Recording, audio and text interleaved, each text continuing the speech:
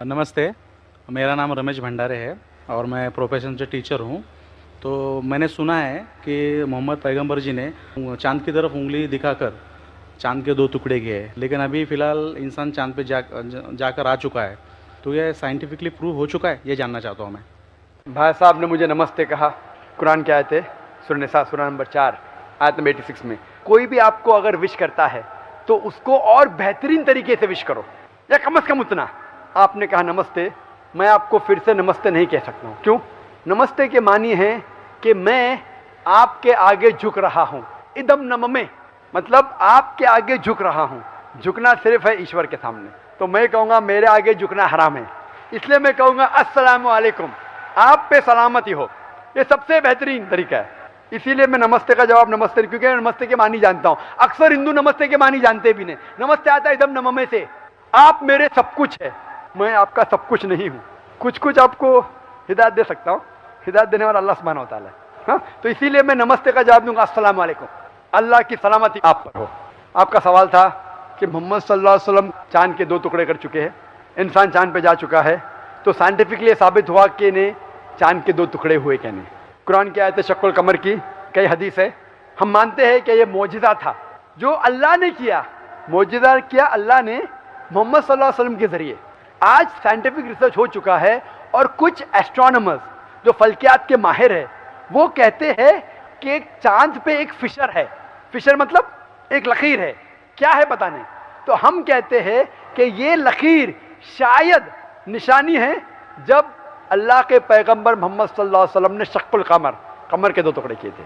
टुकड़े हो गए, वापस हो गए, तो ये फिशर है। तो साइंटिफिकली एक फिशर है। क्या है लोग को पता नहीं। तो मैं कहता हूँ इंशाअल्लाह वो फिशर वही है जो अल्लाह के रसूल ने टुकड़े किए। लेकिन आज अगर कोई कहेगा कि चांद के टुकड़े 2 हो गए इसलिए मैं इस्लाम में मानता हूँ, शायद। लेकिन आज दौर मौजदा का नहीं है, चमत्कार का नहीं, आज दौर है साइंस का। और सबसे बड़ा चमत्कार जो आखिरी पैगंबर मोहम्मद सल्लल्लाहु अलैहि वसल्लम ने किए वो है कुरान। सबसे बड़ा चमत्कार है जो मैं तकरीर दी थी सबसे पहले बार पूना में असेंबली हॉल में, कुरान और जदीद साइंस। उसके जरिए पता चलता है कि कुरान हम साबित कर सकते, अल्लाह की किताब तब भी साबित कर सकते थे, आज भी और ता क़यामत तक। तो ये मेन चमत्कार है। कोई भी इंसान पढ़ेगा, अगर आपको अरबी ने तर्जुमा पढ़िए और अगर सही नियत से पढ़ेंगे, आपको अल्लाह ताला हिदायत ज़रूर देगा। हिदायत मतलब सही रास्ता दिखाना। तो सही रास्ता जो है वो आखिरी कलाम खुदा का, वो कुरान शरीफ। Hope that answers the question. मेरा नाम अभिजीत जावलकर है और मैं कंप्यूटर इंजीनियरिंग स्टूडेंट हूँ। सर, मुझे आपसे ये पूछना है कि अगर कोई मुस्लिम कुरान के ऊपर हाथ रखकर कोई कसम खा ले तो क्या वो कसम वापस ले सकता है? भाई साहब ने पूछा है कि अगर कोई मुसलमान कुरान पे हाथ रख के कसम खाता है तो क्या वो कसम वापस ले सकता है कि नहीं। आम तौर पे कोई भी मुसलमान कसम खाता है, चाहे कुरान पे हाथ रखे या नहीं रखे, उसे वापस नहीं लेना चाहिए। अगर उसे पता चला वो कसम गलत चीज़ है, किसी को नुकसान पहुंचा रही है, तो वापस ले सकता है। तो एक मोमिन, एक मुसलमान अगर अपने ज़बान से कहता है, कसम खाता है या इंशाअल्लाह कहता है, उसका फ़र्ज़ हो जाता है कि उसके ऊपर अमल करे। कुरान पे हाथ रखना नहीं रखना ऐसा कुछ लिखा नहीं है।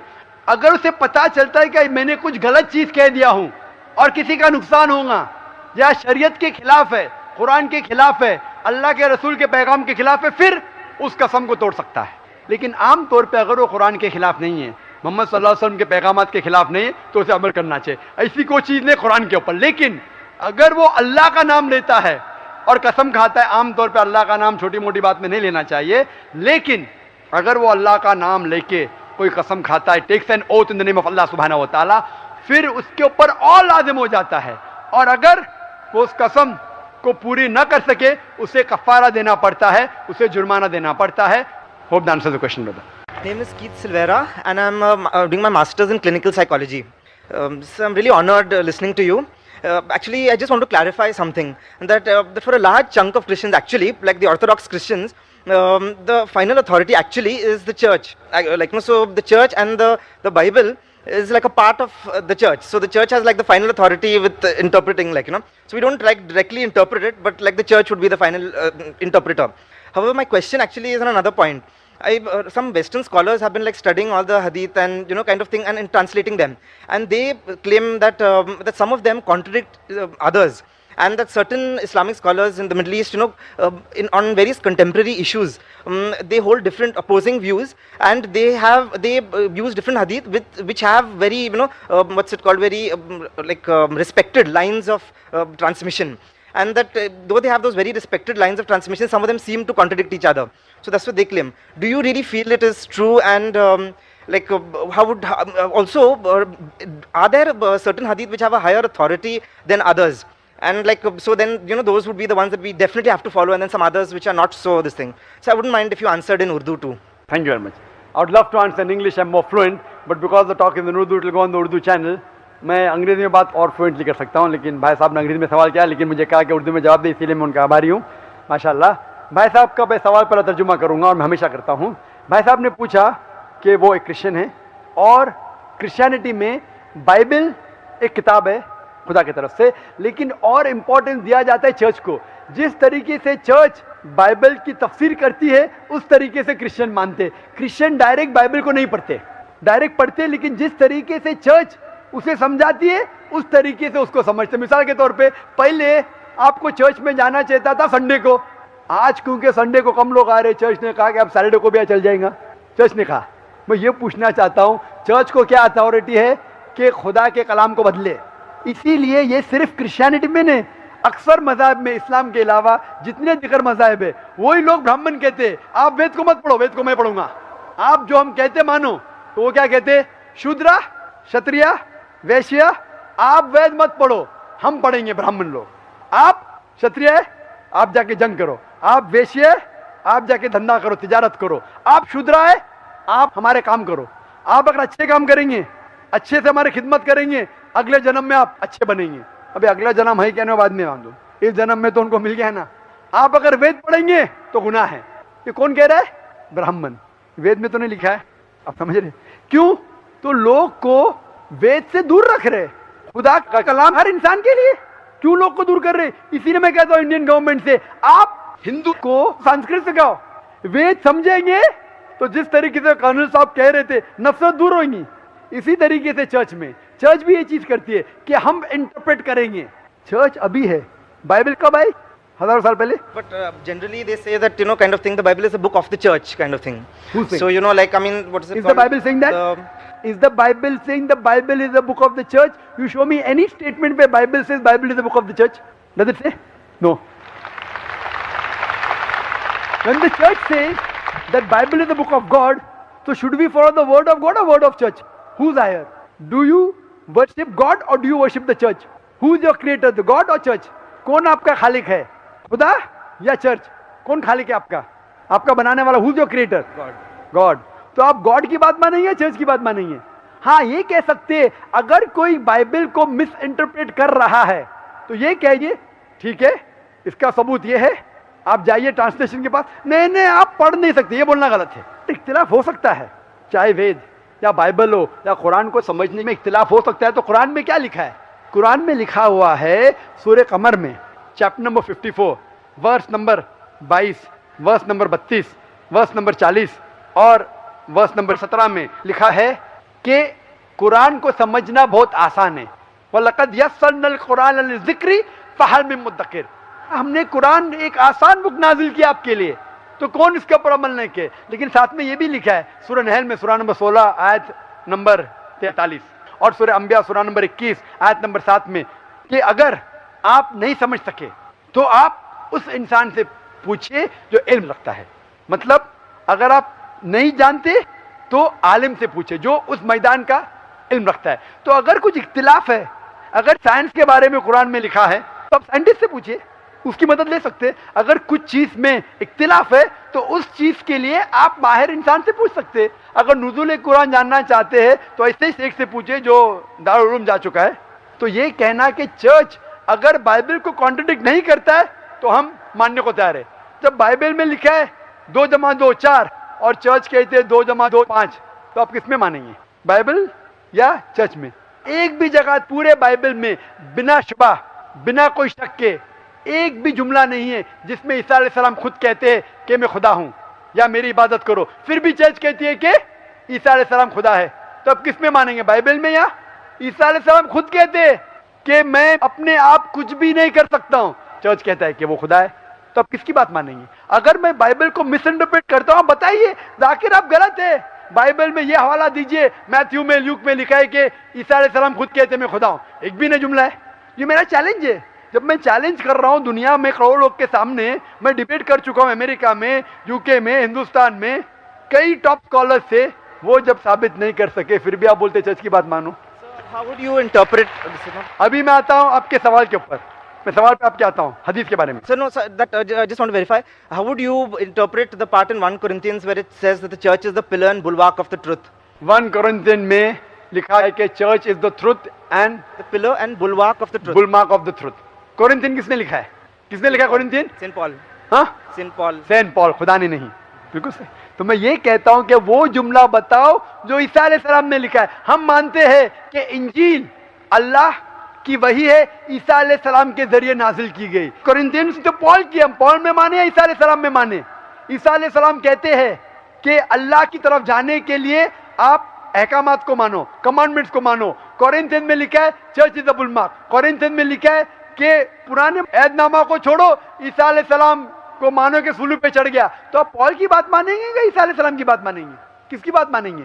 तो जब भी टकराव है, अगर एक किताब पॉल ने लिखी, सेंट पॉल ने, एक जुमला ईसा अलैहिस्सलाम का टकराव होता है, किसकी बात मानेंगे? ईसा अलैहिस्सलाम की। बिल्कुल सही। इसी तरीके से हदीस में भी आता है। हदीस भी कई किस्म की हदीस है। हम मानते कुरान में और सही हदीस में। कुरान अल्लाह सुब्हाना व तआला, ईश्वर, खुदा का आखिरी कलाम है।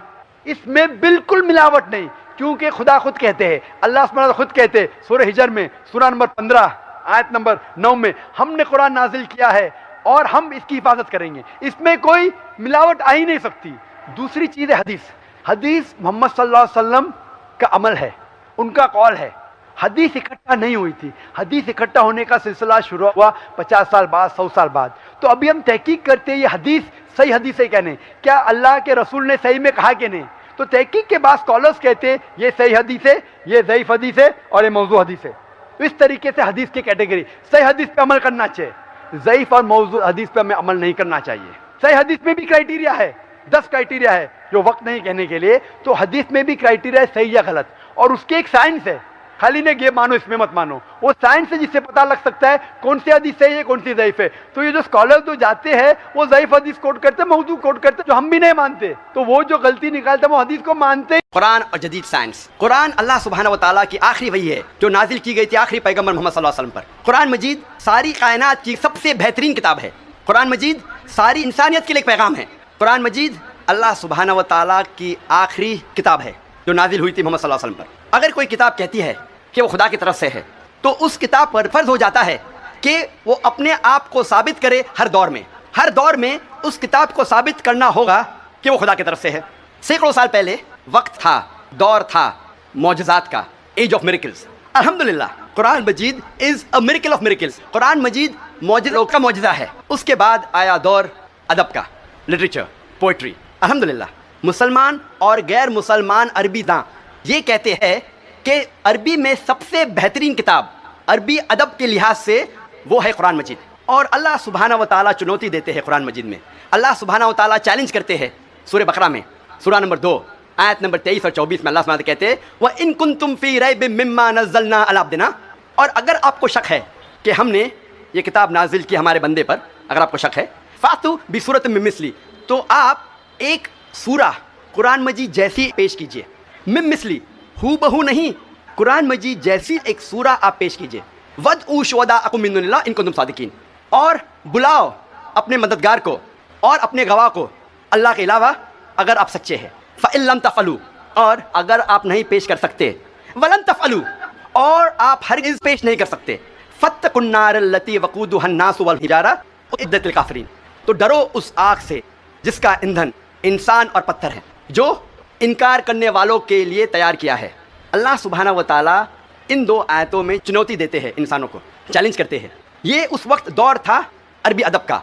उस वक्त अरबों को नाज था अपनी अरबी ज़बान पर, और वो समझते थे कि उनसे बेहतर दुनिया में कोई नहीं है। उस वक्त अल्लाह सुब्हाना व तआला कुरान मजीद नाजिल करते हैं।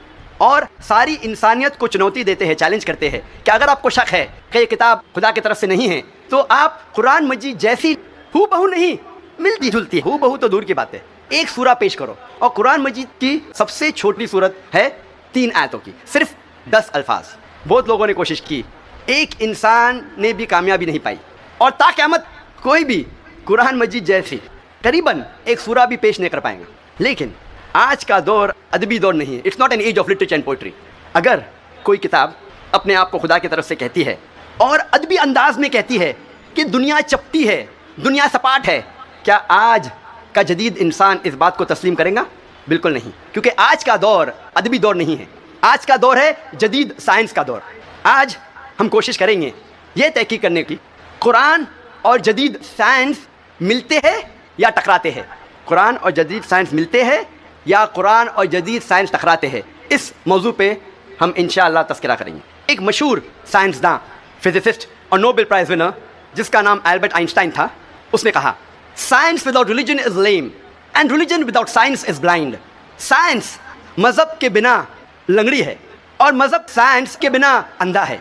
मैं फिर से दोहराऊंगा, एल्बर्ट आइंस्टाइन जो फेमस फिजिसिस्ट था और नोबेल प्राइज़ विनर, उसने कहा कि साइंस मज़हब के बिना लंगड़ी है और मज़हब साइंस के बिना अंधा है। मैं आपको याद दिलाना चाहता हूँ कि कुरान मजीद साइंस की किताब नहीं है, SCIENCE, लेकिन है साइंस की किताब, SIGNS। ये है निशानियों की किताब, आयतों की किताब। और कुरान मजीद में 6000 से ज़्यादा निशानियाँ हैं, 6000 से ज़्यादा आयतें हैं, इनमें से 1000 से ज़्यादा अल्हम्दुलिल्लाह साइंस के बारे में ज़िक्र करती है। आज की इस तकरीर में मैं सिर्फ उन साइंटिफिक फैक्ट्स, साइंस के हक़ाइक़ के बारे में ज़िक्र करूँगा विच हैव बीन एस्टैब्लिश्ड, जो साइंसदान साबित कर चुके हैं। Scientific hypothesis, scientific theories, scientific नज़रिया, इनके बारे में जिक्र नहीं करूँगा, क्योंकि हम जानते हैं कि many a time scientific hypothesis theories take U turns. ये साइंस के नज़रिए जो हैं कई बार वो अपने नज़रिए से पलट जाते हैं। इसीलिए इस तकरीर में सिर्फ मैं साइंटिफिक फैक्ट्स के बारे में जिक्र करूँगा, साइंस के हक़ाइक़ के बारे में। सबसे पहले हम तज़किरा करेंगे एस्ट्रोनॉमी के बारे में, फ़ल्कियात के बारे में। 35 से 40 साल पहले कुछ साइंसदान ने तहकीक की एक मौजू पे, तख्लीक़ कायनात, मतलब क्रिएशन ऑफ द यूनिवर्स। और इन साइंसदान ने कहा कि हमारी कायनात सबसे पहले एक प्राइमरी नेबुला था, बुनियादी गोला, इब्तिदाई गोला। उसके बाद there was a secondary separation, दूसरी जुदाई, दूसरी अलहदगी, और एक बड़ा धमाका होता है बिग बैंग। उसके बाद वजूद में आया गैलेक्सीज, कहकशाएँ, सितारे, सैयारे, चांद, सूरज और ये ज़मीन जिसमें हम रहते हैं। इसे साइंसदान ने कहा बिग बैंग, बड़ा धमाका। ये जो साइंसदान ने तकरीबन 40 साल पहले ढूंढा किस तरीके से कायनात वजूद में आए, तख्लीक़ कायनात, कुरान मजीद में इसका ज़िक्र 1400 साल पहले है। और मैंने इस तकरीर के शुरू में एक आयत की तिलावत की, सूरह अंबिया की, सूरह नंबर 21 आयत नंबर 30, जहाँ अल्लाह सुब्हानहू व तआला फरमाते, अवलम यरल्लज़ीना कफ़रू, क्या इनकार करने वाले ये नहीं जानते, अन्ना समावाति वल अर्द कानता रतकन फफतकनहुमा, कि ज़मीन और आसमान एक थे, जुड़े हुए थे और हमने उन्हें जुदा किया। ये जो तख्लीक़ कायनात, creation of the universe, big bang, बड़ा धमाका, जो साइंसदान को 40 साल पहले पता चला, कुरान मजीद में इसका जिक्र है 1400 साल पहले। कुरान मजीद में अल्लाह सुब्हानहू व तआला फरमाते हैं सूरह फुसिलत में, सूरह नंबर 41 आयत नंबर 11 और 12 में, कि अल्लाह सुब्हानहू व तआला ने आसमान की तरफ देख के कहा जब वो धुआं था कि आसमान और ज़मीन एक साथ आ जाओ, विलिंगली और अनविलिंगली, अपने मर्ज़ी से या अपने मर्ज़ी के बिना। और उनने कहा कि हम अपने मर्ज़ी से एक साथ आ जाते हैं। कुरान मजीद में लिखा है कि आसमान सबसे पहले धुआं था, अरबी लफ्ज़ है दुखान।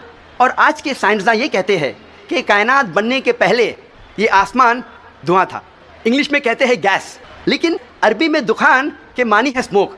कुछ मुफस्सरीन ने तर्जुमा किया मिस्ट, धुंध, जो मेरे हिसाब से सही तर्जुमा नहीं, क्योंकि धुंध होता है ठंडा और धुआं होता है गर्म। धमाके के बाद हम अक्सर देखते हैं गर्म धुआं, धुंध नहीं देखते। तो कुरान मजीद में लिखा है कि आसमान था धुआं। और आज साइंस ये कहती है कि स्मोक गैस से और बेहतरीन लफ्ज़ है। जो कुरान मजीद में दुखान लिखा है वो गैस से और बेहतरीन है, और scientifically smoke is a better word than gas. आप सोच सकते हैं, कुरान मजीद में इसका जिक्र है 1400 साल पहले। इंसान पहले समझते थे कि ज़मीन सपाट है, चपटी है। सबसे पहली बार अगर कोई इंसान ने यह साबित किया कि दुनिया बैज़वी है, वो ऐसा फ्रांसिस ड्रेक सन 1577 1577 when he sailed around the earth, जब समुंदर पे सफ़र किए दुनिया के गोल, सर फ्रांसिस ड्रेक ने साबित किया कि दुनिया बैजवी है। कुरान मजीद में इसका जिक्र है 1400 साल पहले। कुरान अल्लाह ताला फरमाते हैं सूरह लुकमान में सूरा नंबर 31 आयत नंबर 29 में, अलम तरा अन्नल्लाह युलीजुल लैला फिन नहारी व युलीजुन नहारा फिल लैली। अल्लाह सुब्हानहू व तआला ने रात को धीरे धीरे आहिस्ते आहिस्ते दिन में तब्दील किया और दिन को धीरे धीरे आहिस्ते आहिस्ते रात में तब्दील किया।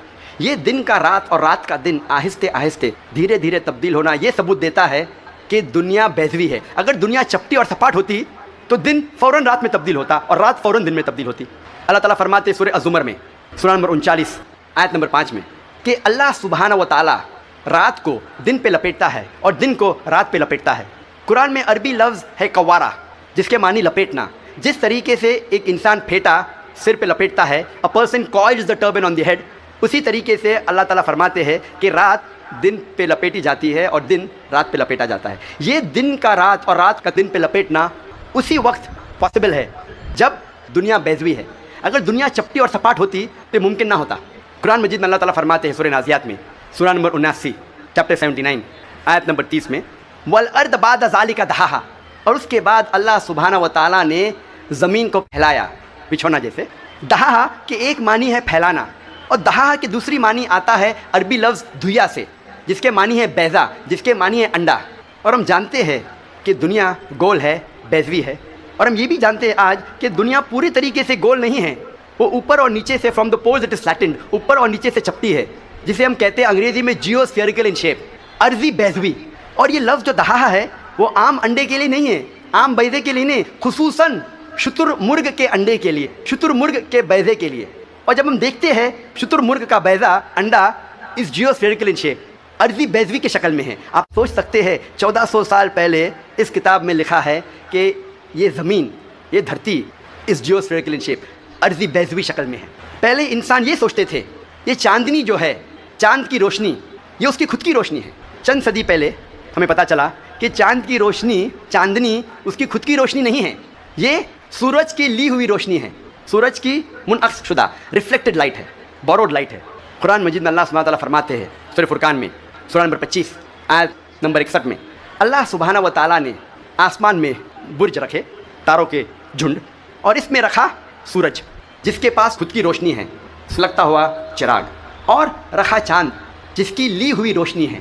कुरान में सूरज अरबी में कहा गया है शम्स, और इसकी रोशनी को कहा गया है सिराज, वहाज और दिया, जिसके मानी है सुलगता हुआ चिराग या मशाल या दिया। तीनों के मानी हैं कि सूरज की रोशनी खुद की है। और चांद को कहा गया है कुरान मजीद में कमर, और चांदनी को कहा गया है मुनीर या नूर। मुनीर मीन्स बोरोड लाइट, ली हुई रोशनी, या नूर मीनिंग रिफ्लेक्टेड लाइट, मुनअक्स शुदा रोशनी, रिफ्लेक्टेड लाइट। आप सोच सकते कुरान मजीद 1400 साल पहले कहता है कि ये चांदनी खुद की रोशनी नहीं है, चांद की ली हुई रोशनी है। और इसका जिक्र सूरह फुरकान सूरा नंबर 25 आयत नंबर 61 के अलावा सूरह यूनुस में सूरा नंबर 10 आयत नंबर 5 में, और सूरह नूह में सूरा नंबर 71 71 आयत नंबर 15 और 16 में। पहले साइंसदान ये समझते थे कि ज़मीन कायनात का मरकज़ है और बाकी सैयारे चांद और सूरज ज़मीन के गोल घूम रहे हैं, चक्कर लगा रहे हैं। इसे कहते थे थ्योरी ऑफ जियोसेंट्रिज्म, ज़मीन को मरकज़ समझने का नज़रिया। और ये लोग 2 सदी से टॉलेमी के वक्त से मानते थे, 16वीं सदी तक, जब तक कोपरनिकस ने कहा कि ज़मीन के गोल चांद और सैयारे नहीं चक्कर लगा रहे हैं, लेकिन सूरज के गोल ज़मीन, चांद और बाकी सैयारे चक्कर लगा रहे हैं, घूम रहे हैं। इसे कहते थे हीलियोसेंट्रिक थ्योरी, मतलब सूरज का मरकज़ होने का नज़रिया। और सन 1609 में एक जर्मन साइंटिस्ट जिसका नाम था योहान्नेस केपलर, उसने लिखा अपनी किताब में एस्ट्रोनोमा नोवा कि सिर्फ सैयारे और चांद सूरज के गोल घूम नहीं रहे हैं, लेकिन ज़मीन, चांद और सैयारे प्लैनेट्स सूरज के गोल घूमने के अलावा अपने महवर पे गर्दिश कर रहे हैं। They are rotating about their own axis. और जब मैं स्कूल में था, मैं सन 1981 में 10वीं में था, ज्योग्राफी में मैंने पढ़ा था कि ज़मीन, चांद और सैयारे प्लैनेट्स वो चक्कर लगा रहे हैं, they are revolving and rotating, और अपने महवर पे गर्दिश कर रहे हैं, लेकिन सूरज अपने महवर पे गर्दिश नहीं कर रहा है। लेकिन मैंने जब कुरान की एक आयत पढ़ी, सूरह अंबिया सूरा नंबर 21 आयत नंबर 33 में अल्लाह सुब्हानहू व तआला फरमाते हैं, हुवल्लज़ी खलक़ल लैल व नहारा, अल्लाह सुब्हानहू व तआला ने रात और दिन बनाया, व शम्स वल कमर, सूरज और चांद, कुल्लुन फ़ी फ़लकिन यस्बहून, वो घूम रहे हैं और अपने महवर पे गर्दिश कर रहे हैं। कुरान का लफ्ज़ यहाँ है यस्बहून। कुरान ये कहता है कि sun and the moon are revolving, चक्कर लगा रहे हैं, घूम रहे। उसके अलावा यस्बहून, ये अरबी लफ्ज़ यस्बहून आता है लफ्ज़ सबाह से, और सबाह एक अरबी लफ्ज़ है जो चलते हुए जिस्म के मूवमेंट को डिस्क्राइब करता है। मिसाल के तौर पे अगर मैं कहूँगा कि कोई इंसान पानी में सबाह कर रहा है, उसके ये मानी नहीं कि वो पानी के ऊपर फ्लोट कर रहा है, इसके मानी है कि वो पानी में तैर रहा है। अगर मैं कहूँगा कोई सबाह कर रहा है ज़मीन पे, उसका मतलब नहीं कि वो आदमी ज़मीन पे रोल कर रहा है, उसका मतलब है कि वो इंसान ज़मीन पे चल रहा है या दौड़ रहा है। उसी तरीके से जब अल्लाह सुब्हानहू ताला ये लफ्ज़ का इस्तेमाल करते हैं कोई फल्की जिस्म के लिए, फॉर अ सेलेस्टियल बॉडी, उसके मानी नहीं कि वो फ्लाई हो रहा है या फ्लोट हो रहा है, उसके मानी है it is rotating about its own axis, वो अपने महवर पे गर्दिश कर रहा है।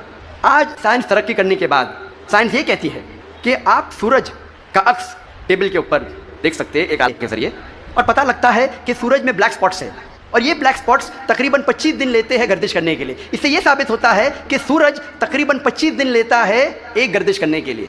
तो आज साइंस ये तस्लीम करती है कि सूरज भी अपने महवर पे गर्दिश कर रहा है। जो मैंने स्कूल में तकरीबन 28 साल पहले पढ़ा था कि सूरज वॉज स्टेशनरी, सूरज गर्दिश नहीं कर रहा है, तो 28 साल पहले मैंने स्कूल में पढ़ा, आज साइंस इसे तस्लीम करती है, और कुरान मजीद में इसका जिक्र है 1400 साल पहले, और आज अक्सर स्कूल के साइंस की किताब में इसको इनकॉर्पोरेट किया जा चुका है। ये नई चीज़ दाखिल हो चुकी है साइंस की किताबों में कि सूरज अपने महवर पे गर्दिश कर रहा है। अल्लाह ताला फरमाते हैं सूरह यासीन में, सूरह नंबर 36 आयत नंबर 40 में, कि सूरज चांद को नहीं पकड़ सकता और दिन को रात नहीं पकड़ सकती। The sun cannot outstrip the moon, neither can night catch up with the day, कुल्लुन फी फल्किन यस्बहून, ये अपने महवर पे गर्दिश कर रहे हैं। इसके मानी कि चांद और सूरज के जो एक्सेस है, जो रेवोल्यूशन का है, वो डिफरेंट है, वो अलहदा है, इसीलिए वो आपस में कभी नहीं मिलेंगे। आज साइंस ये कहती है कि जो सूरज की रोशनी हम देखते हैं, it is due to a chemical reaction, ये एक केमिकल रिएक्शन के वजह से है जो करोड़ों सालों से चल रहा है, और एक दिन ये केमिकल रिएक्शन बंद हो जाएगा और सूरज ख़त्म हो जाएगा। लेकिन साइंसदान कहते हैं कि इसको और करोड़ों साल लगेंगे, और करोड़ों साल के बाद ये केमिकल रिएक्शन बंद होगा। यानी साइंस ये कहती है कि एक वक्त आएगा जब सूरज नष्ट हो जाएगा, ख़त्म हो जाएगा। कुरान में अल्लाह ताला फरमाते हैं सूरह यासीन में, सूरह नंबर 36 आयत नंबर 38 में, वशम्सु तजरी लिमुस्तक़र्रिन लहा, कि सूरज जा रहा है अपने मुस्तकर की तरफ, सूरज जा रहा है अपने डेस्टिनेशन पे। सूरज एक मुकर्रर वक्त के लिए है, मुस्तकर के मानी मुकर्रर वक्त और मुकर्रर जगह, इसके दो मानी होते हैं। मुस्तकर के मानी कि सूरज एक मुकर्रर वक्त के लिए है और मुकर्रर जगह की तरफ जा रहा है। ये साइंस आज तस्लीम करती है कि सूरज एक मुकर्रर वक्त के लिए है, और साइंस ये भी मानती है कि सूरज कायनात के एक नुक्ते की तरफ जा रहा है जिसका नाम है solar apex in the Herculeans alpha Lyra, 12 मील पर सेकेंड की रफ्तार पे। कुरान में लिखा है मुस्तकर, मुकर्रर जगह की तरफ। साइंस कहती है दोनों मानी मुस्तकर के, मुकर्रर जगह और मुकर्रर वक्त, दोनों अल्हम्दुलिल्लाह सही है। और इसका जिक्र सूरह यासीन सूरह नंबर 36 आयत नंबर 38 के अलावा सूरह रौद में भी है, सूरह नंबर 13 आयत नंबर 2, सूरह फातिर सूरह नंबर 35 आयत नंबर 13, सूरह लुकमान सूरह नंबर 31 आयत नंबर 29, और सूरह अज़्ज़ुमर सूरह नंबर 39 आयत नंबर 5 में। सब जगह कहा गया है कि सूरज एक मुकर्रर वक्त के लिए है, एक मुकर्रर जगह की तरफ जा रहा है। आज साइंस ये कहती है जो आसमान हमारे ज़मीन के ऊपर है, जिसे हम कहते हैं एटमॉस्फेयर, वो एक महफूज छत की तरह है। और साइंसदान ये कहते हैं कि खतरनाक rays like ultraviolet rays, x rays, ये छत, ये एटमॉस्फेयर इन खतरनाक रेज को ज़मीन पे आने से रोकता है, वरना ज़मीन पे जानदार चीज़ मर जाएंगी, मिट जाएंगी। कुरान में इसका जिक्र है सूरह अंबिया में, सूरह नंबर 21 आयत नंबर 32 में, कि अल्लाह सुब्हानहू व तआला ने आसमान को एक महफूज छत बनाया, a protected ceiling, a canopy well guarded. आप सोच सकते हैं कुरान में इसका जिक्र 1400 साल पहले है, जो साइंसदान ने हाल ही में 50 साल पहले, 100 साल पहले, 150 साल पहले कहा कि ये atmosphere is a protected ceiling. जब मैं स्कूल में था तकरीबन 28 साल पहले, मैंने साइंस में सीखा था there are 3 types of matter, solid, liquid and gas. 3 किस्म के मादा थे, सॉलिड, लिक्विड एंड गैस। आज साइंस ये कहती है कि 3 मादा, 3 स्टेट्स ऑफ मैटर के अलावा और भी है। हम पहले ये समझते थे कि ऑर्गेनाइज एस्ट्रोनॉमिकल सिस्टम्स के बाहर, ऑर्गेनाइज फल्कियात के बाहर खड़ा था, वैक्यूम था। आज साइंस कहती है क्या इंटरस्टेलर स्पेस, सैयारे के बीच मादे के पुल है, ब्रिजेस ऑफ मैटर है, जिसे आज हम कहते हैं प्लाज्मा, जिसे साइंसदान कहते हैं 4th स्टेट ऑफ मैटर, 4थी किस्म मादे की, आज साइंसदान कहते हैं प्लाज्मा है। कुरान में इसका जिक्र 1400 साल पहले है, सूरह फुरकान में सूरह नंबर 25 आयत नंबर 59 में, 59 में, कि अल्लाह सुब्हानहू व तआला ने ज़मीन और आसमान को बनाया और इसके बीच में सारी चीज़ें बनाई। मतलब ज़मीन और आसमान के बीच में एक वैक्यूम नहीं है। आज साइंस इसे कहती है मादे के पुल, ब्रिजेस ऑफ मैटर, कहती है प्लाज्मा है, 4th स्टेट ऑफ मैटर। और इसका जिक्र सूरह फुरकान सूरह नंबर 25 आयत नंबर 59 के अलावा सूरह हिजर में सूरह नंबर 15 आयत नंबर 85 में, सूरह सजदा सूरह नंबर 32 आयत नंबर 4 में, सूरह सफ़ात सूरह नंबर 37 आयत नंबर 5 और सूरह अहकाफ सूरह नंबर 46 आयत नंबर 3 में कई जगह लिखा है कि अल्लाह सुब्हाना व तआला ने ज़मीन और आसमान बनाए और इसके बीच में सारी चीज़ें। Talking about the fourth state of matter plasma. एक मशहूर साइंटिस्ट जिसका नाम एडविन हबल है, उसने कहा था कि कायनात फैल रही है, द यूनिवर्स इज एक्सपैंडिंग। और कुरान में अल्लाह ताला फरमाते हैं सूरह ज़रियात में सूरह नंबर 51 आयत नंबर 47 आयत नंबर 47 में कि हमने ये कायनात बनाई फैलती हुई। अरबी लफ्ज़ मुसियुना, फैलना। और आज साइंस इसको तस्लीम करती है कि हमारी कायनात फैल रही है, आवर यूनिवर्स इज़ एक्सपैंडिंग। कई दुश्मन इस्लाम ये कहेंगे, जो क्रिटिक्स ऑफ इस्लाम ये कहेंगे कि कुरान मजीद में फ़ल्कियात का जिक्र होना कोई अजूबा नहीं, नथिंग ग्रेट, कोई बड़ी बात नहीं है कि कुरान मजीद में फ़ल्कियात का जिक्र है, क्योंकि अरब फ़ल्कियात में माहिर थे। मैं इस बात को मानता हूँ कि अरब फ़ल्कियात में माहिर थे, लेकिन इनसे ये कहना चाहता हूँ कि कुरान मजीद नाजिल होने के बाद कुछ सदी बाद अरब फ़ल्कियात के मैदान में माहिर बने। तो कुरान मजीद से अरब ने फ़ल्कियात सीखा, ना कि उल्टा। अब हम जिक्र करेंगे तबियात का। तबियात इंग्लिश में कहते हैं फिज़िक्स। और कई सदी पहले एक नज़रिया था जिसे कहते हैं एटमिज़म, और 23 सदी पहले ग्रीक्स, पर्टिकुलरली डेमोक्रेट्स, उनने ये एटमिज़म के बारे में सबसे पहले कहा, एटमिज़म के नज़रिए के बारे में, और कहा कि मैटर के सबसे छोटे हिस्से को कहते हैं एटम, मादा के सबसे छोटे हिस्से को कहते हैं ज़र्रा। अरबी और उर्दू में एटम को कहते हैं ज़र्रा। और उस वक्त इंसान ये सोचते थे कि ज़र्रे को तकसीम नहीं किया जा सकता। आज साइंस तरक्की करने के बाद हम मानते हैं कि atom is the smallest part of matter having the characteristics of the element. ज़र्रा मादे का सबसे छोटा हिस्सा है जो एलिमेंट के कैरेक्टरिस्टिक्स रखता है, लेकिन ये ज़र्रा तकसीम किया जा सकता है इंटू प्रोटॉन्स, इलेक्ट्रॉन्स, न्यूट्रॉन्स। कुरान मजीद में ज़र्रे का जिक्र है तो लोग समझेंगे कुरान मजीद आउटडेटेड है, ये पुरानी किताब है। ज़र्रे का जिक्र है, अभी आउटडेटेड है।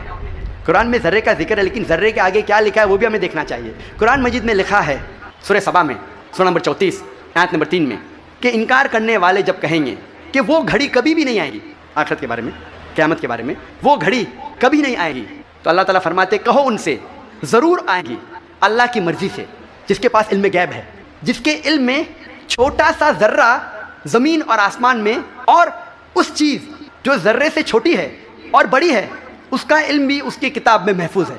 तो कुरान मजीद में लिखा है कि ज़र्रे बराबर चीज़ का इल्म है अल्लाह के पास, और ज़र्रे से छोटी चीज़ और बड़ी चीज़ का इल्म भी है।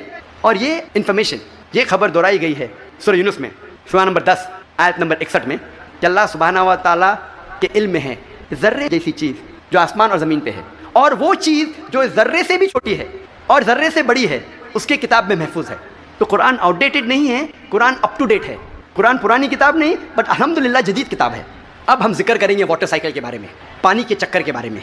हम जो स्कूल में पढ़ते हैं वाटर साइकिल के बारे में, पानी के चक्कर के बारे में, सबसे पहले इस जदीद पानी के चक्कर का जिक्र किया था सर बर्नार्ड पैलेसी ने सन 1580 में। और हम जानते हैं, हमने स्कूल में पढ़ा है कि water evaporate from the ocean, पानी समंदर से भाप बन के ऊपर जाता है, जुड़ के बादल बनता है, बादल जुड़ते हैं और अंदरूनी हिस्से में हवा के ज़रिए जाते हैं, फिर उनकी तकसीम होती है और पानी बादल से बरसता है। बारिश बरसने के बाद ये पानी नहर बनकर, स्ट्रीम बन के, लेक बन के फिर से जाता है समंदर में, और ये पानी का चक्कर कंप्लीट होता है। पहले लोग को 16वीं सदी के पहले इसका इल्म नहीं था। 7 सदी कबले मसीह थेल्स ऑफ मलेटस ने कहा था ये बारिश कैसे आती थी। ये जो ओशन का स्प्रे है, स्प्रे ऑफ द ओशन, हवा से उठाती थी और अंदरूनी हिस्से में बारिश जैसे बरसाती थी। ये लोग समझते थे बारिश इस तरीके आती थी।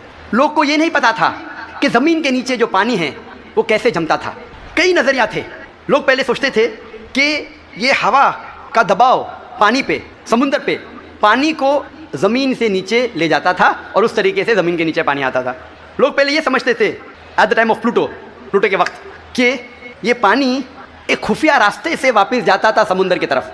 समंदर में secret passage, the great abyss known as the Tartarus at the time of Pluto, एक खुफिया रास्ते से पानी ज़मीन के नीचे से जाता था समंदर में, उसे कहते थे ग्रेट एबिस टार्टस। और ये लोग समझते थे 16वीं सदी तक।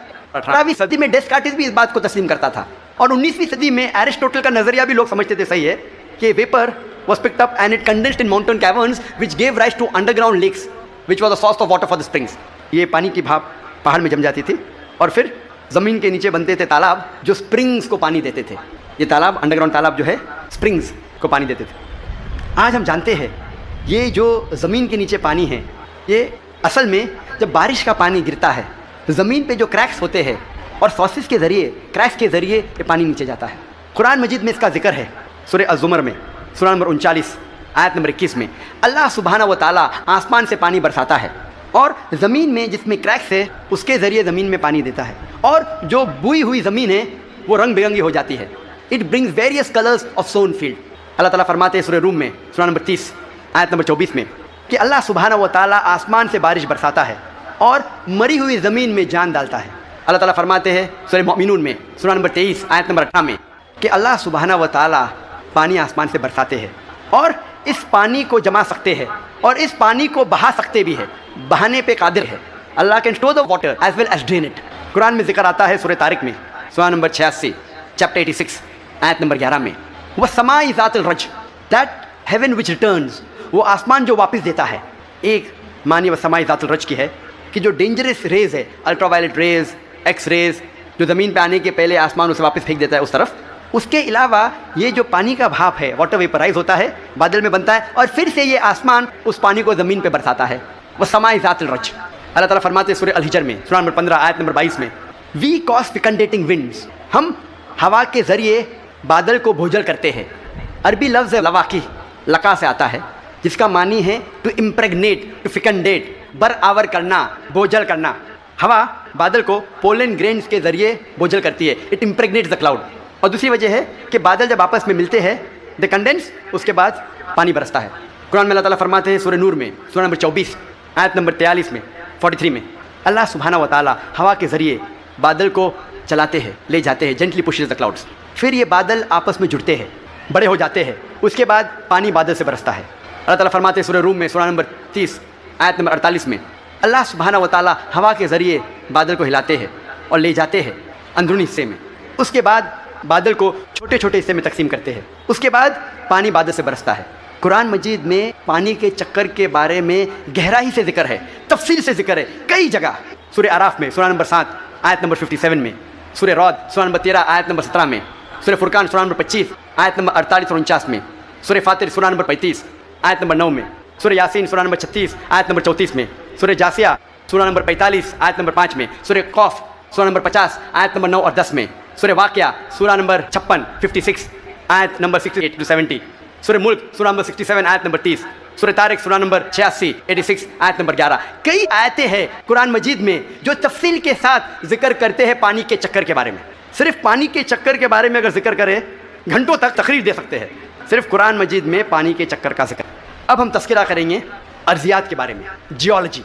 आज माहिरीन अर्जियात, जियोलॉजिस्ट ये कहते हैं कि ज़मीन का रेडियस निस्फ कतर, रेडियस उर्दू में कहते हैं निस्फ कतर, वो तकरीबन 3750 मील है। और जो अंदरूनी हिस्सा है ज़मीन का वो सयाल है, लिक्विड है, हॉट लिक्विड, गर्म सयाल, और इसमें कोई जानदार चीज़ जी नहीं सकती। लेकिन ऊपर का हिस्सा है वो सॉलिड है, वो ठोस है, और ऊपर जो सुपरफिशियल अर्थ क्रस्ट है, ज़मीन की सतह, अर्थ क्रस्ट, ये बहुत पतली है, तकरीबन 1 से 30 मील पतली, सिर्फ 1% से कम। और बहुत से इम्कान है कि ये ज़मीन की सतह हिल जाएंगी, अर्थ क्रस्ट विल शेक। आज साइंसदान ये कहते हैं due to the folding phenomena it gives rise to mountain ranges. एक फोल्डिंग फिनोमेना है जिससे पहाड़ पैदा होते हैं, और इस पहाड़ के वजह से ज़मीन की सतह को इस्तेकाम मिलता है, स्टेबिलिटी मिलती है। कुरान मजीद में अल्लाह ताला फरमाते हैं सूरह नबा में, सूरा नंबर 78 आयत नंबर 6 और 7 में, हमने ज़मीन बिछाई है वह जबाल अवतादा, और पहाड़ को अवताद जैसा बनाया है। अवताद अरबी में कहते हैं खूटे को, टेंट पेग्स, स्टेक्स, मैखो। और हम जानते हैं जब टेंट पेग को ज़मीन में हम डालते हैं, जब खूटे को ज़मीन में डालते हैं तो अक्सर हिस्सा ज़मीन के नीचे गड़ जाता है, ऊपरी हिस्सा बहुत कम रहता है, 10% से कम। जिस तरीके से आइसबर्ग पानी में, बर्फ़ का गोला आइसबर्ग, तो पानी में देखते हैं सिर्फ 10% पानी के ऊपर है, 90% से ज़्यादा पानी के नीचे। उसी तरीके से पहाड़, जो ऊपरी हिस्सा हम पहाड़ का देखते हैं वो खूटे जैसा है, मैखो जैसा है, टेंट पेग जैसा है, ऊपर का हिस्सा बहुत छोटा है, अक्सर तकरीबन 90% ज़मीन के नीचे है। और इसकी वजह है कि ज़मीन को इस्तेकाम, स्टेबिलिटी देता है। कुरान मजीद में अल्लाह ताला फरमाते हैं सूरह नाज़ियात में, सूरा 79 आयत नंबर 32 में, और सूरह गाशिया सूरा नंबर 88 आयत नंबर 19 में, हमने पहाड़ को ज़मीन से मजबूती से बनाया है। We have placed on the earth mountain standing firm, ज़मीन पे हमने पहाड़ मजबूती से बनाया है। अर्जियात में जियोलॉजी के मैदान में एक बहुत अहम किताब है जो अक्सर दुनिया भर जब जियोलॉजी के सब्जेक्ट में इसे गाइड माना जाता है, उस किताब का नाम है अर्थ, ज़मीन। और इसके एक लेखक, वन ऑफ द ऑथर्स, उसका नाम है डॉक्टर फ्रैंक प्रेस, जो यूएसए के साइंस अकेडमी के प्रेसिडेंट थे और ex president of USA Jimmy Carter के साइंस एडवाइज़र थे। डॉक्टर फ्रैंक प्रेस अर्थ किताब में पहाड़ का नक्शा बनाते हैं और दिखाते हैं कि पहाड़ के जड़ ज़मीन के नीचे है, वेज शेप, और लिखते हैं अपनी किताब में कि पहाड़ का अहम मकसद है कि ज़मीन को इस्तेकाम देना, to give stability to the earth. और कुरान में हू बहू वही जिक्र है 1400 साल पहले, सूरह अंबिया में सूरह नंबर 21 आयत नंबर 31 में, सूरह नहल सूरह नंबर 16 आयत नंबर 15 और सूरह लुकमान सूरह नंबर 31 आयत नंबर 10 में, कि हमने ज़मीन पर पहाड़ जमा के रखा है ताकि ज़मीन ना हिले। तो कुरान में लिखा है पहाड़ का अहम मकसद है ज़मीन को हिलने से बचाना, to give stability to the earth, to prevent the earth from shaking. आप सोच सकते हैं कुरान मजीद में 1400 साल पहले इसका जिक्र है, और साइंसदान ने आज कल हाल ही में 50 साल पहले, 100 साल पहले, 200 साल पहले इसे तस्लीम किया, और कुरान में इसका जिक्र 1400 साल पहले है। अब हम तस्करा करेंगे इल्म बहर के बारे में, ओशनोग्राफी के बारे में। और ओशनोग्राफी के फील्ड में कुरान मजीद में अल्लाह सुब्हानहू व तआला फरमाते हैं सूरह फुरकान में सूरह नंबर 25 आयत नंबर 53 में, 53 में, अल्लाह सुब्हानहू व तआला ने 2 किस्म के पानी बनाए हैं, एक पीने वाला और मीठा और दूसरा खारा और कड़वा, और दोनों के बीच अल्लाह ने एक बरज़ख बनाया है, बिना दिखने वाला एक वेल, एक पर्दा। अरबी में लफ्ज़ बरज़ख, बरज़ख के मानी